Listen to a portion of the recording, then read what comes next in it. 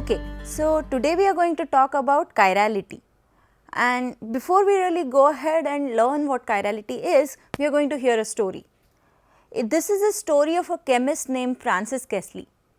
She was a chemist in FDA in the United States of America, and a drug was launched in around 1950s to 1960s in the European market by the name of thalidomide. The drug was used to reduce morning sickness or nausea in the pregnant women and was being popular in the European countries as well as Canada.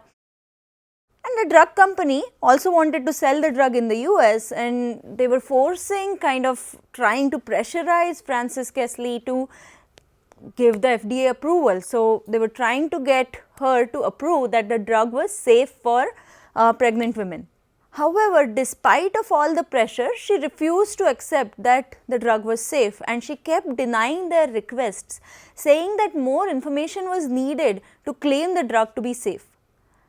And very soon she was proven right. Reports soon started coming in from Europe and Canada of babies being born with lots of birth defects and without limbs, some of them missed some body parts.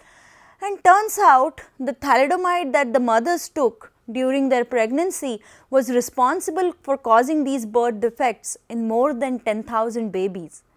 So, what really happened? How can the drug molecule turn out to be kind of a poison for these babies?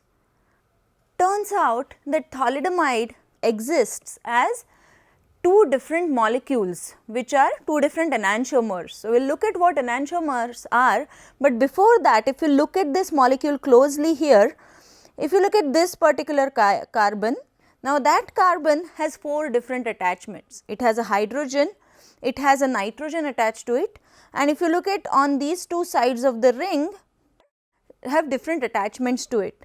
So, you can imagine that this particular carbon can form these four bonds such that they can be arranged differently in three-dimensional space.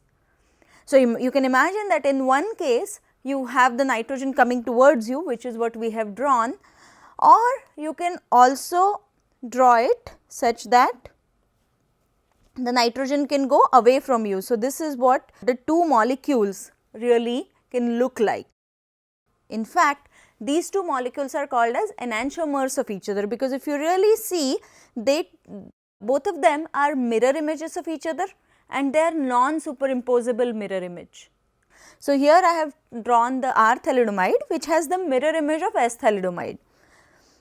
Now, what happens is that the drug binds to receptors in our body. Whenever we take a drug, our body is going to have some receptors that bind to it. As you can imagine, one of the molecule binds to the receptor. So, for example, the R thalidomide will bind to the receptors, whereas the S will not bind. And what was happening is that the S thalidomide was actually targeting some other receptors in the body, resulting in the birth defects that were happening in babies. So, when doctors prescribed thalidomide, they were not aware that thalidomide was existing as a mixture of two compounds that resulted into two different results. As you can see, the R was the right drug and S was the poison for the babies. Frances Kessley won the President's Award for stopping the sale of thalidomide in the US. So, for her sheer determination of not approving or not succumbing to the pressure that was put by the drug companies, she actually won the President's Award and her work was applauded worldwide. So, as you can see in this particular figure, you can see that I have a pair of enantiomers which are mirror images of each other. As you can see, this is the chiral carbon in each case. They are mirror images, they have four different attachments, and if I look at a binding site of a receptor, you can see that as I try to fit one such that all of them match, I cannot do the same thing for the other. If you can see, in these two cases, there is no matching, right. So, as you can imagine, enantiomers cannot bind to the same drug receptors if the receptor itself has chirality, or the receptor itself has some asymmetry that requires a particular enantiomer to bind to it. This incidence caused a global awareness on the properties of molecules called as chirality. So, now let us look at what is chirality. So, here I have a molecule here, it is alanine, in fact it is one of the amino acids. Now, if you notice here we have a chiral carbon, okay, and if you see that carbon has 4 different attachments. The dash is something that we say goes away from us and the wedge comes towards you. So, in this case the NH2 groups are coming towards me and the hydrogens are going away. One of the things I want to point out about these chiral carbons, sometimes you will also see them referred to as stereocenters.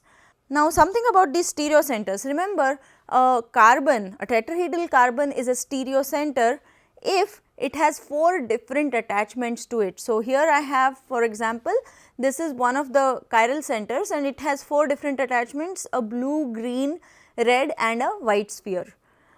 If I look at its mirror image, which is, let me just create a mirror image, this is the mirror image, right. If I want these 2 molecules to superimpose on each other, there is no way I can do that. So, anytime I try to combine such that 2 of the colors overlap, so let us now overlap the white and the green. So, these 2 are overlapping, but as you can see, as I overlap the white and the green, the blue and the reds do not match. On the other hand, if I try to really overlap the blue or the red, the white and the green will not match. So, there is no way for, if I have a chiral center or a pair of enantiomers really, I cannot superimpose them such that they directly superimpose on top of each other such that all 4 groups match with each other. One of the things I want to point out is that if you have less than 4 different attachments. So, here for example, in this molecule I have the central red carbon has 3 different attachments. So, you have a blue, a black and 2 of the white spheres.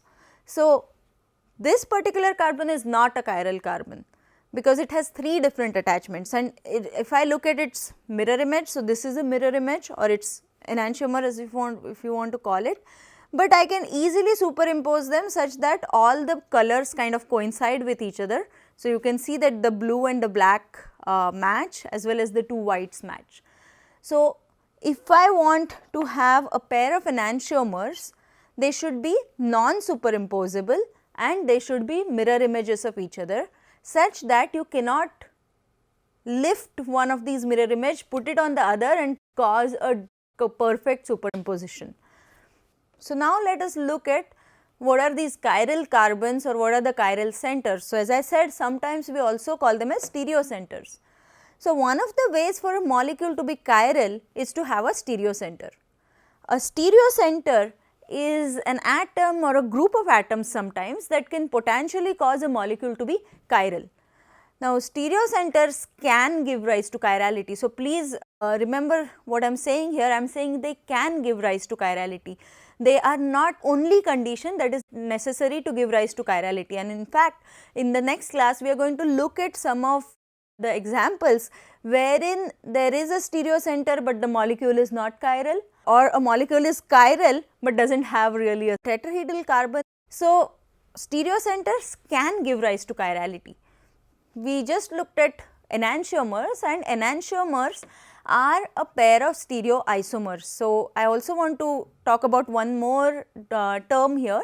We looked at constitutional isomers, which were of the same molecule, that they have the same molecular formula, but different structural formula. Then we also looked at conformational isomers, which can be interconverted into each other through a rotation of single bond.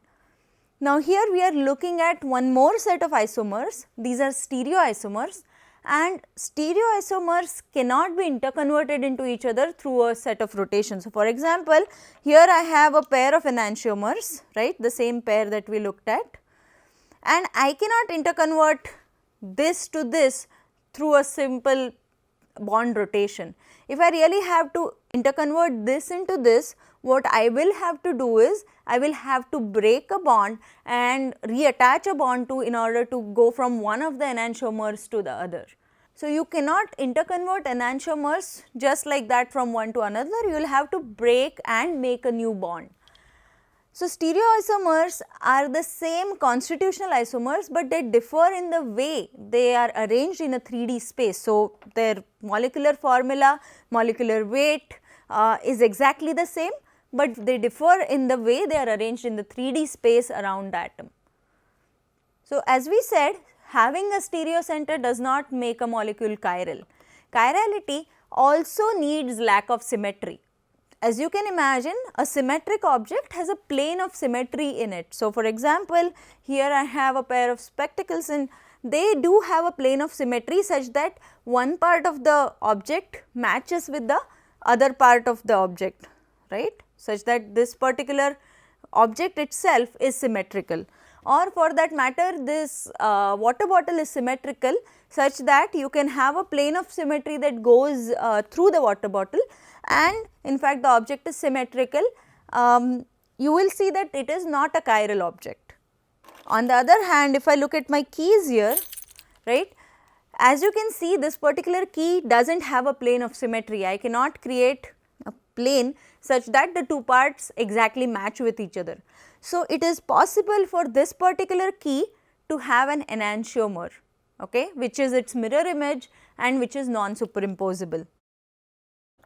If you look around, you will find many objects that are non-superimposable mirror images. One of them are your pair of hands. So, my two hands are non-superimposable mirror images of each other. So, I have to lift one place and then put it on this. As you can see, I cannot create a superimposition, perfect superimposition for my two hands. So, as we saw that symmetric objects have a plane of symmetry and they can be superimposed onto each other. In fact, if you remember this molecule, it has a plane of symmetry, right. If you draw a line here, you can see that this half of the molecule is the same as the other half of the molecule. So, they can be easily superimposed, right. So, the molecules that have a plane of symmetry can be easily superimposed, whereas the ones that do not have the plane of symmetry, it is very difficult to create the superimposition. And this property of asymmetric objects to give rise to the fact that they cannot be superimposed really gives rise to chirality. Okay. So, now let us look at how to name these molecules, because if we have two separate set of molecules, we need to be able to identify them and we need to be able to name them. So, now we are going to look at the Kahn and Gold and Prelog's rules in order to name enantiomers. So, let us start with our alanine.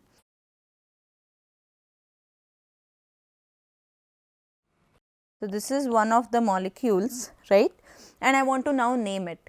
Now, the rules go like this. The first rule is that we first locate the chiral carbon. So, in this case it is very easy.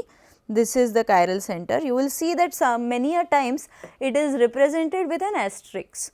So, herein you can see that the asymmetric center is attached to a nitrogen, a carbon and a hydrogen.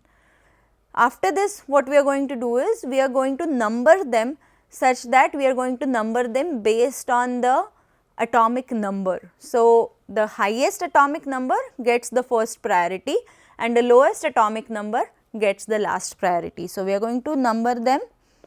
So, we are going to rather rank them, not number them. So, rank them accordingly according to their atomic number, right. So, in this case, for example, nitrogen has the atomic number 7. So, that will be the first priority. Now, I have two carbons, right, and in any case both the carbons have the same atomic number. So, I cannot differentiate. So, what I do next is I look at the next attachment.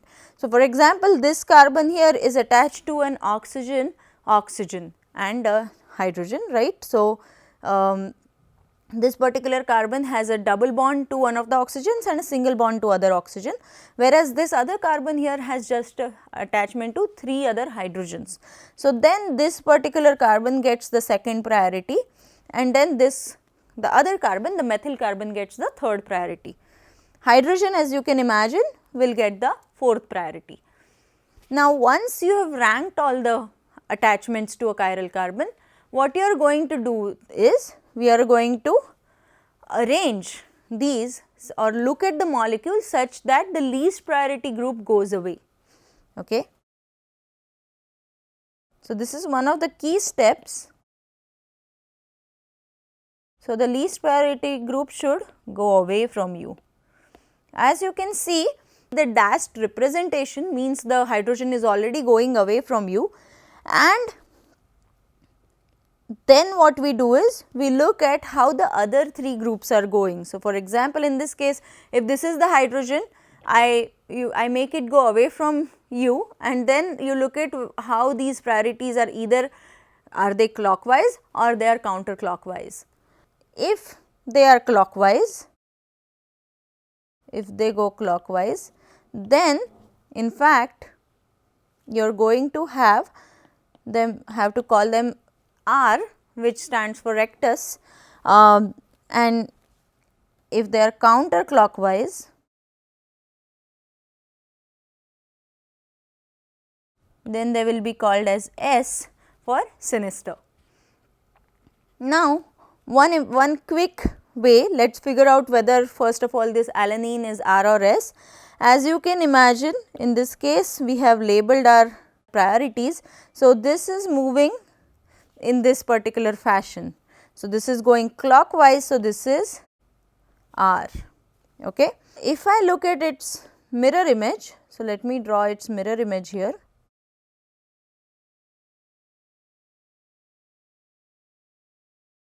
So, again 1, 2, 3. If I look at the mirror image, then it goes in the opposite direction, right. So, it rotates in the opposite direction, and that will be the S stereoisomer.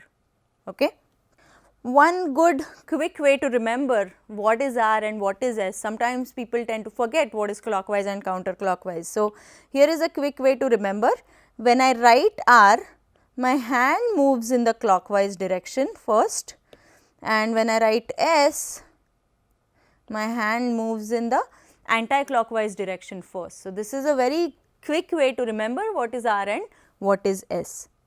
Okay. So, I am also going to show 1 or 2 more tricks to really identify whether a stereo center is R or S. So, let us go forward and let us look at some of the tricks. The next example I want to solve here is this particular molecule, which is carbone. Now, they have already solved it, but let me go over the example again. Now, carbone is actually a natural product, okay, and carbone is found in spearmint oil, and it is also found, its enantiomer for that matter, is found in the caraway seed oil. So, now let us try to solve whether this is really R or S. Let us try to verify. Now, in this case, remember, they do not draw the hydrogen. So, in this case we do have a hydrogen that is going away from us, and the carbon is coming towards you. So, now let us try to arrange them on the basis of priority. If I really look, this carbon is attached to 3 carbons and a hydrogen, right. Let us also draw the attachments to these carbons, so that we can make it very evident here. Now, in between these 3 carbons, which one should really get a higher priority? And for that, what I am going to do is I am going to draw the molecule again.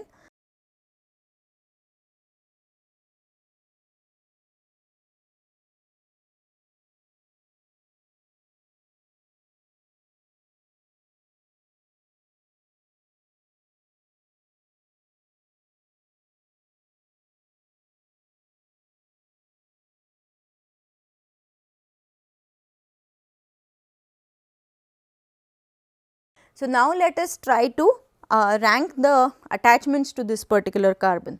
As you can see, you have 3 carbons. The first carbon here has 2 attachments, carbon, carbon, hydrogen, hydrogen. This carbon also here has attachments such as CCHH. This carbon here, for example, has attachments C, C, C, C. So, that is a carbon that is attached to all 4 carbons. So, in the first try, when we look at CCCC versus CCHH, this one clearly wins. So, this one will get the first priority. Now, to determine the priority order between the second and the third carbon. Now, let us look at it again. Now, we have CCHH. If you are ever stuck at a point wherein the attachments look exactly the same, what you do is you proceed forward. So, you can kind of imagine like you are walking on the road. At any point, if you come to a point where you see all the 4 attachments are same, what you do is you further walk along one of the attachments and see if you find a point of difference. Okay. So, herein what I have is this particular carbon versus this carbon. If I look at the attachments here, this particular carbon here has the attachments oxygen, it is again attached to an oxygen. So, OOCC. So, whenever there is a double bond, you write that bond twice, because it is making 2 bonds with that, right. So, it is this particular carbon has attachments of O, O, C and C, whereas in the other case you have the attachments of C, C, C and H. Now, between oxygen and carbon, oxygen wins. So, this one will get a second priority, this one will get a third priority. So, likewise this will be 2, this will be 3. Now, what is our next rule? We have to orient the molecule such that the least priority group goes away from us, and in this case you have the hydrogen going away from you indeed. So, in this case the molecule is showing you an R orientation. So, this is in fact R carbon. So, that is right, and whereas its mirror image which is present in the caraway seed oil is S enantiomer. So, in fact, you must have smelled these 2 molecules. One of them is the spearmint, which is a very minty smell, whereas the other one is caraway seed oil. Now, caraway seed oil in Indian context we call it as the saunf, right, and you will remember that these 2 actually smell very differently. Now, one question to ask is if they are really very similar to each other, the same molecular formula, why do they smell differently? Is because your nose has receptors that bind particularly to the one and not to the other, and in the case of caraway seed oil you have different receptors binding. So, what happens is our receptors are chiral, so we smell differently. Okay. So, now let us look at a couple of other examples, and as I said I am going to show a couple of tricks to get to the answer very quickly while naming R and S. Herein let us draw one molecule. I have this particular molecule here. Now, this is 2-butanol. Okay. So, what we are going to do is we are going to label it such that it is R or S. Now, it is very easy to figure out the priority order in this case. Oxygen gets the first one, then this CH2 CH3 group will get the second one, and then this group will get the third one, and the fourth hydrogen, as you can see, is coming towards you. Now, whenever you have a molecule in which the least priority group is coming towards you, of course, you can try to imagine it from the other side such that you can think that the hydrogen is going away, how would the molecule appear to me, and then try to figure out the answer. But one of the quick ways to come up with the answer is you solve the problem imagining that the hydrogen is going away from you. So, in this case this looks like R, right, but in fact I have violated one of the rules and the hydrogen is coming towards me. So, it is not R and it is S. So, whenever I see a least priority group coming towards me, what I think is this looks like R, but it is S, or vice versa. If you get an answer of S, then the real stereo center is really R. Okay. So, whenever the least priority group is coming towards you, just switch the answer, that is what the trick is. Now, let us go to the next one. Now, let us look at the scenario when the least priority group is in the plane of the paper. This is going to be a little tricky, because when it is in the plane of the paper, it becomes difficult to imagine such that the least priority group goes away from you. right. So, now I am going to draw a molecule here,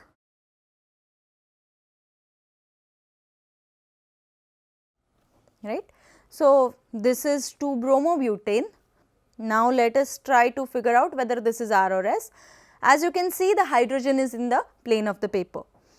Now, again what you do is you prioritize. So, this is 1, bromine gets the first priority, the ethyl group gets the second, the methyl group gets the third. So, we are good to that part. Now, in order to get the hydrogen such that it goes away from me, what I am going to do is I am going to swap any 2 groups twice. Okay. So, this is important, swap any 2 groups twice. Okay. I am going to first swap. So, in my first swap, I am going to swap hydrogen and methyl such that the hydrogen goes away, which is what I really want.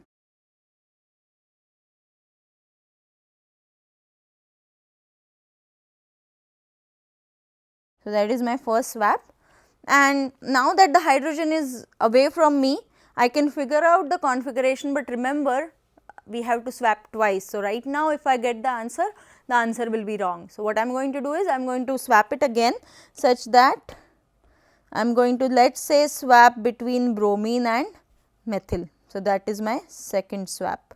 So, what do I find? I will make methyl come here and hydrogen going away from you, CH2 CH3 and then bromine.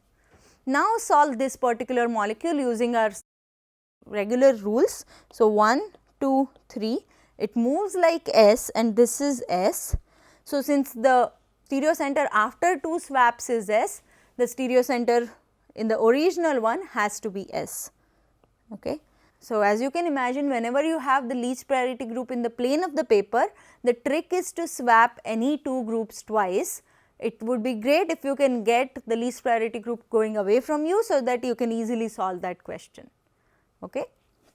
So, there are many chiral molecules in nature, and one of the reasons chirality is so important to us is that most of the natural products or derivatized drugs or medicines are chiral in nature, and when we take them as medicines, most of the receptors in our body, drug receptors, enzyme receptor binding sites, are all chiral in nature. So, chirality is very important study in order to come up with safer drugs or safer medicines for that matter. Now, here I have some of the examples of the chiral molecules that we find in nature. One of them is actually something called as darvone. So, this is one of the drugs that is used as a painkiller, okay, and in fact, its mirror image called as Novrad. So, darvone's mirror image is Novrad, is actually used as an anti-cough agent. So, 2 different enantiomers are used as medicines, but in a different way, right. So, or you can really see here I have plus limonene, right. So, if you really see this particular carbon here is the chiral carbon, right, and this carbon gives rise to the chirality in limonene, and limonene is really present either in oranges or in lemons. And the reason why you smell these 2 things different is that because each of these have a different enantiomer present in them in majority. Here is one more example. So, all of us must have taken ibuprofen as a pain reliever or for fever sometimes in our lives, and unless you are really allergic to ibuprofen. But if you really look at the molecule of ibuprofen, what you will see is that it has a chiral center again, and only one of them is actually active, in the sense only one of them will really act as a medicine for the pain relief. So, the dexibuprofen is actually the pain reliever or really the active molecule, whereas if you look at its enantiomer, this one here, it is not really active and it is going to really not do anything. Okay. So, when drug companies have to sell their drugs into the market, they first have to go through thorough checks, And in the case of ibuprofen, what happens is that it is sold as a mixture of two enantiomers. One of them is active, the other one simply does not do anything to or does not cause any harmful effects. In the case of thalidomide, if you remember, thalidomide was not safe because the other enantiomers caused adverse effects. In the case of ibuprofen, the other enantiomer does not really do much. In fact, our body has an enzyme that converts this ibuprofen, the inactive form, to the active form. So, we do have racemases which racemize the ibuprofen in order to convert the inactive to the active form. Herein I have some more common medicines with the chiral centers. Try to look at all the drugs that are there in the market, try to look at where the chiral center is and name them as R or S. So, for example, you can very well take this slide and try to figure out whether each of the centers in each of these drug molecules is R or S, try to name them. So, naproxen here is used to reduce swelling or is used as a pain reliever. Panthenol is actually provitamin B5. So, you must have heard the ads for provitamin B5 and that is really going to act as the provitamin drug. Then you also have the escitalopram. This one here is used to treat anxiety or depression. Fourth one here, simvastatin, is actually used to treat the patients with heart diseases. So, as you can see, most of the drug molecules in the market today are chiral in nature. In fact, I am going to say some of the other names that you must have heard which are really chiral in nature. So, cholesterol, cocaine, morphine, then you have sucrose, glucose, most of the sugars, most of the amino acids are all chiral in nature. Progesterone, estrogen, all of these molecules are going to have some one or the other chiral center in their structure. And that is why the study of chirality or the study of the properties of molecules to orient their attachments differently in a 3D space is so important. So, now let us think about the properties of these enantiomers. So, we have looked at a set of molecules that are mirror images of each other, that are non-superimposable, but what are their properties? One of the key point to note here is that they are pretty much the same except their arrangement in 3D space. So, enantiomers have the same physical properties. So, they have the same melting point, the same boiling point, solubility, refractive index, pretty much all other properties that you can think about, the properties are going to be very similar. All the physical properties are going to be very similar for the two enantiomers. In fact, they are quite the same. However, the enantiomers differ in only one property, and that is the degree to which they rotate the plane polarized light. Okay. So, I am going to write here that pretty much all physical properties are same except the rotation of plane polarized light. Okay. If I take a pure R enantiomer of a compound, that will rotate this particular plane polarized light in one direction, whereas the pure S enantiomer of the same compound will rotate the plane polarized light to the other direction. And if I really take a mixture of these two, then kind of or rather an equal mixture, then I will not see any rotation of the plane polarized light. The instrument which helps me really determine this rotation is called as a polarimeter. So, now let us look at polarimeter, and what polarimeter does is this particular diagram. So, there is a light source, and as you know that light travels in all directions. So, light waves are going to oscillate in all directions and you have the normal light, and then you have something called as a polarizer. So, this polarizer is going to give you the light waves that are oscillating in only one direction. So, it polarizes light and you only have the light waves going in one direction. Now, these light waves, what it does is they pass these light waves that are going in one single plane through the sample, and as these light waves pass through the sample, what is going to happen? The sample, because the molecules have some kind of handedness, the sample then rotates this plane polarized light such that it either rotates it towards one direction or the other. Okay. So, the polarized light will then rotate after it passes through the sample chamber, and the analyzer will then detect whether the light has rotated counterclockwise or clockwise, such that you have a detector. Now, using this instrument, what we can really figure out for any pure enantiomer is its specific rotation. So, what we are going to now see is what is specific rotation.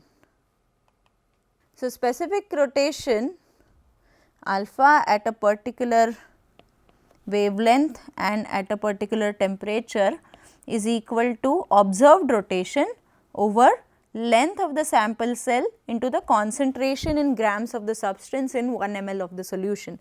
So, this is my concentration. So, let us say that I have a sample. What is the concentration of the sample? L is the path length. So, the path length traversed by the light such that before it comes out of the sample, and alpha here is the angle of rotation that I measure in degrees, and whereas alpha at a particular wavelength or the specific rotation is going to be thus given by alpha divided by LC. So, polarimetry is an important technique in fine chemicals or pharmaceutical industries to assess the identity and purity or the quality of the compound. So, let us say that I want to market a particular medicine, a particular drug molecule.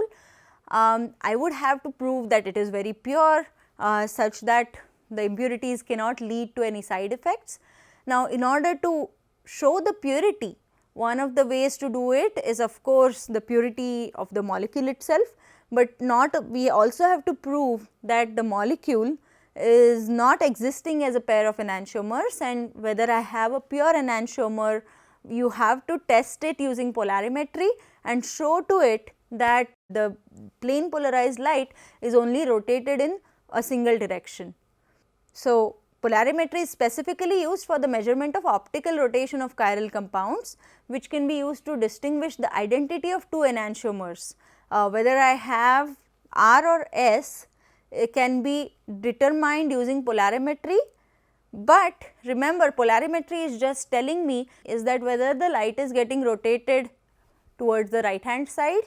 So, it is also called as dextrorotatory, or L, which is the levorotatory. So, when I take a sample, put it in the polarimeter, all I get to know is whether it is dextrorotatory or levorotatory. I want to mention that this has nothing to do with R or S. Okay. D or L notation do not correlate with R or S, meaning D does not mean R and L does not mean S. Okay. I can have a compound wherein the R enantiomer rotates the plane polarized light towards the right, whereas for some other compound I can have the S enantiomer rotates the light towards the right hand side. So, please do not correlate these two. Okay.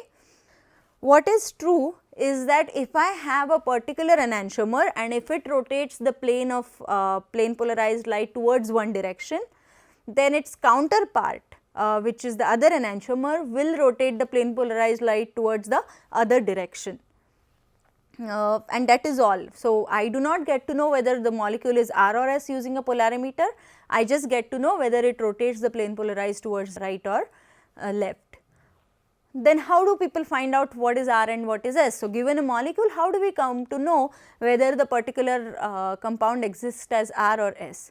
The technique used for that is actually crystallography. So, you have to make a crystal structure of the particular compound, subject it to the crystallographic analysis, and crystallographic analysis will tell you whether the molecule is R or S. In fact, if you look at the two enantiomers, here is something I want to point out, is that let us say that the R carbon here rotates the alpha at 20 degrees is minus 62.5, meaning it rotates towards one side. Its counterpart, which is the S enantiomer, will rotate it exactly in the same degree, same number of degrees, just in the other direction. So, this one is negative, whereas this one rotates it in the positive direction. So, now in this chapter we looked at what chirality is, we looked at what enantiomers are, how to name them or how to label them. In the next chapter we are going to dive further into chirality and look at what happens when you have more than one chiral center, for example. So, till then what you can do is you can look around and figure out which objects are chiral, whether they have a plane of symmetry, whether they do not have a plane of symmetry, and what really gives rise to their chirality till that time. Okay.